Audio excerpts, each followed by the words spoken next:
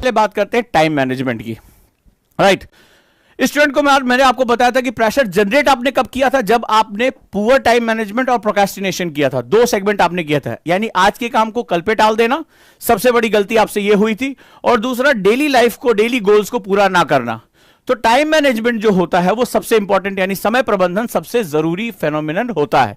समय प्रबंधन के आप आदत में एक और मैनेजमेंट आ जाता है, इसको हम लोग बोलते हैं शेड्यूल मैनेजमेंट, ठीक है, यानी दिनचर्या प्रबंधन। एक हो गया समय प्रबंधन कि हम समय को एक होलिस्टिक इकाई के रूप में लेते हैं, एक संपूर्ण इकाई के रूप में लेते हैं, और दूसरा होता है दिनचर्या प्रबंधन, राइट, यानी हम डे वाइज अपने घंटे तक को। सक्सेसफुल आदमी रिचर्ड ब्रांसन, अभी आपने देखा गैलेक्टिक का जो मालिक है, वर्जिन गैलेक्टिक का, जो अभी इतनी उम्र में भी जो है अंतरिक्ष में गया, वो अपने 10 मिनट मैनेज करता है। एलॉन मस्क 10 मिनट अपने मैनेज करते हैं। तो यहां पर हम दिनचर्या या अवधि प्रबंधन की हम बात कर रहे हैं।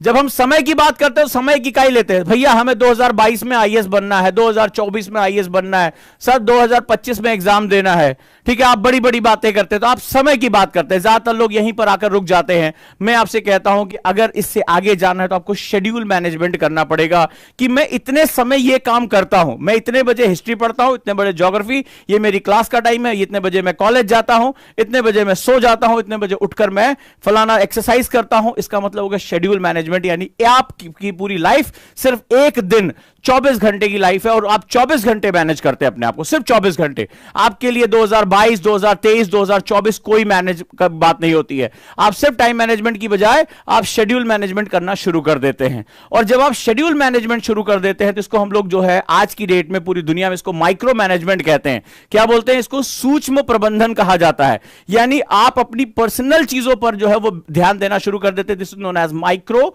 मैनेजमेंट, यानी आप कमियों को आइडेंटिफाई करते हैं, कमियों के प्रबंधन पर ध्यान देते हैं, आप खुद ही निखर चले जाते हैं। तो जब किसी चीज से गंदगी निकाल ली जाती है, धब्बे हटा दिए जाते हैं, तो वो चीज निखर जाती है। ऐसा थोड़ा होता है पूरी चीज को दोबारा पोतना है, सिर्फ उन धब्बों को हटाते जाओ, जो चीजें रोक रही है उसको हटाते जाओ, चीज अपने आप निखर जाएगी। तो this is known as micro management. तो कम समय में ये सबसे अच्छा काम होता है।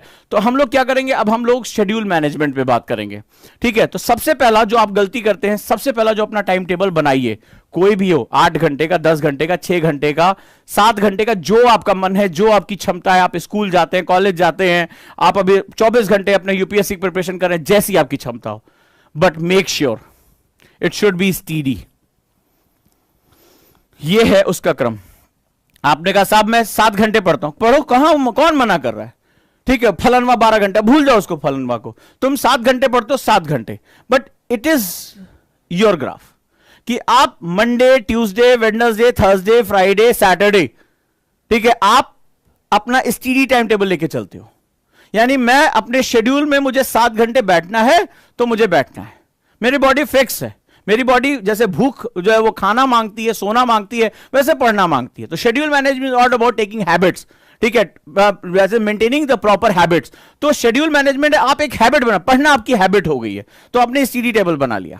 ज्यादातर बच्चे इस तरह का टाइम टेबल बनाते हैं, आज मंडे, अब भाई आज पढ़ेगा, आज तो भाई साहब उठा के 9 घंटा पढ़े, अगले दिन जो 1 घंटा पढ़े, फिर अगले दिन 2 घंटा पढ़ लिए, फिर आधा घंटा पढ़े, फिर 1 घंटा पढ़ लिए, फिर किसी दिन 4 घंटा पढ़ लिए, 7 घंटा, 8 घंटा पढ़ लिए, फिर 0 हो गए। तो ये क्या होता है, ज्यादातर आप जानते होंगे कि आपका टाइम टेबल ऐसे बनता है, हां या ना, ठीक है, हां या ना मुझे बताइए, क्योंकि ये शेड्यूल मैनेजमेंट करने के लिए आपको हैबिट मैनेजमेंट करना पड़ेगा। आपको आदत में लेकर आना पड़ेगा, अपने दिमाग को सिर्फ एक ही चीज पर फोकस रखना पड़ेगा।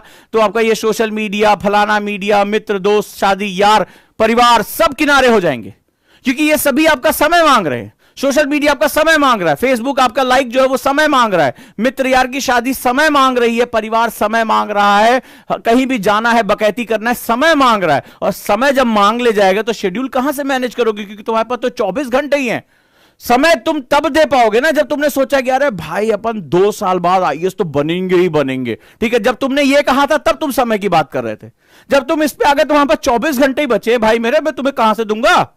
तुम क्वेश्चन पूछोगे उससे, मैं दूंगा कहां तुम्हें से चाचा।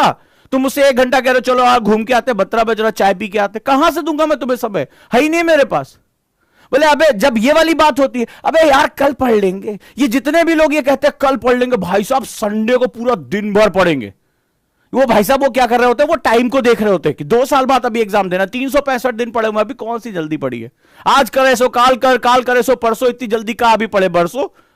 लेकिन जो शेड्यूल मैनेजमेंट करते हैं, ठीक है, तो कभी इसके बारे में यहां पर वो कहते हैं मेरे पास केवल 24 घंटे में तुम्हें दूं कहां से, I don't have a time for social media, I don't have the friends, मेरे पास नहीं है, मेरे पास सिर्फ मेरा लक्ष्य पूरा हो जाए, बहुत बड़ी बात है।